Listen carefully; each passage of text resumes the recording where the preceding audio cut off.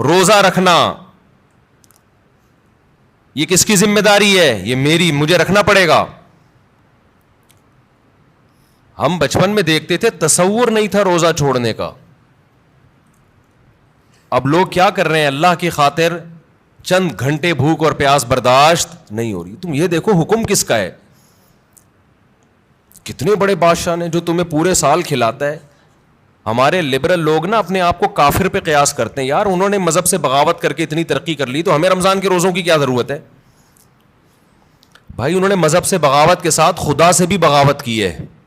یہ ذہن میں رکھو. خدا اپنے باغیوں کو معاف نہیں کرتا. یہ تو دارالامتحان ہے.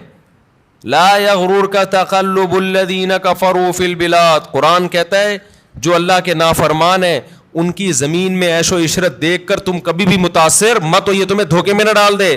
متاع قلیل، یہ دنیا کے چند دنوں کے چند ٹکے ہیں.